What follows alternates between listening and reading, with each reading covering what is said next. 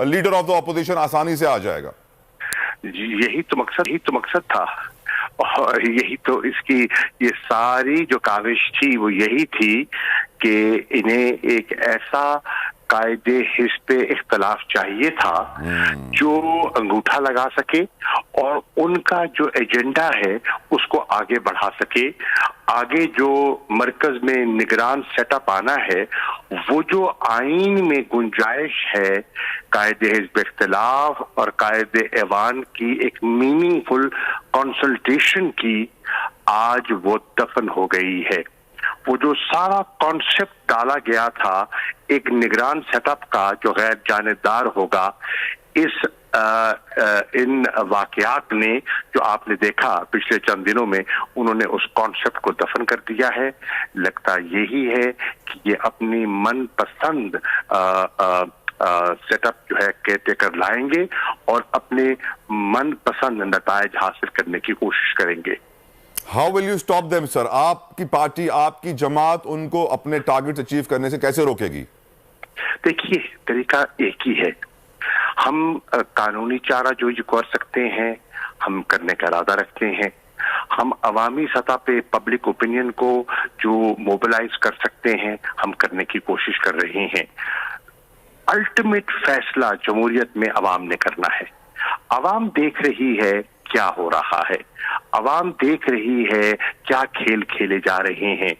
अगर वो खामोशी से उन्हें कबूल कर लेती है तो फिर उसके नतायज हमें भुगतने पड़ेंगे जो पिछले 8 माह से हम भुगत रहे हैं। शाह साहब, अवाम रोटी कपड़ा मकान बिजली गैस पानी में पिसी हुई है। उन लोगों को अपने पेट की पड़ी है, 2 वक्त की रोटी की पड़ी है। वो कहां इस वक्त हालात का मुकाबला कर सकेंगे? वो तो जिस तरफ लाठी जाएगी उसी तरफ चलते जाएंगे और फिर यही हालात मुल्क के ऑलरेडी 4 बिलियन के करीब रिजर्व्स बचे हैं सर। पेमेंट्स के लिए पैसे नहीं है। नहीं, मैं बता देखता। हाँ, बिल्कुल सही कह रहे हैं। लोगों को इस वक्त वाकई रोटी के लाले पड़े हुए हैं, महंगाई में पिसे हुए हैं, बेरोजगारी उनके सरों पे मंडला रही है।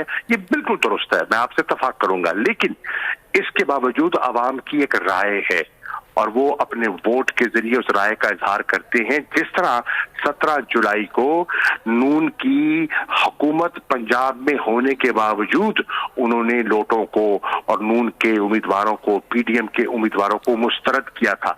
इसे कहते हैं अवाम की ताकत, और वो अवाम की ताकत का इजहार किया जा सकता है। सर, पंजाब में जिस तरह केयरटेकर सेटअप आप कह रहे हैं कि गैर जानिबदार है, तो अगर मौजूदा फेडरल हुकूमत शहबाज शरीफ साहब जो हैं वो कामयाब हो गए हैं पंजाब में गैर जानिबदार केयरटेकर सेटअप लाने के लिए, तो नेशनल असेंबली में कोई चैलेंज नहीं होगा उनके लिए? आप, मुझे लगता है, बड़े आराम से ले आएंगे। आपके ख्याल में पंजाब का केयरटेकर सेटअप गैर जानिबदार है? ये आप दिल पे हाथ रख के ये कह सकते हैं?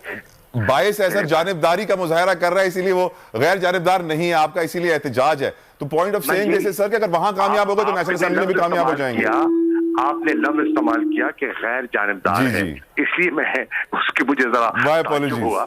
हाँ, मैं ताज्जुब हुआ। जानिबदार है, इसलिए हम एहतजाज आज रिकॉर्ड करा रहे हैं। हम समझते हैं कि इनकी तैनाती से आपने एक मुतनाज़ा इलेक्शन का बीज बो दिया है। ठीक। अब देखिए हमारी नीयत क्या थी।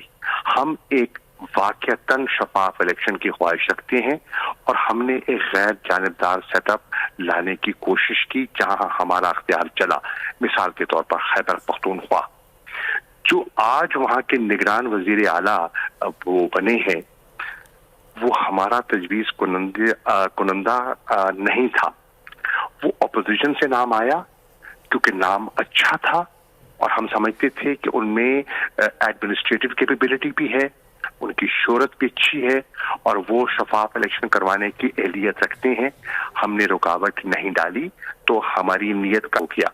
पंजाब में भी हमने ऐसे नाम पेश किए जो हमारी नजर में अगर नून लीग ठंडे दिल से गौर करती तो वो ऐसी शख्सियात थीं जिन पर उनको एतराज न था।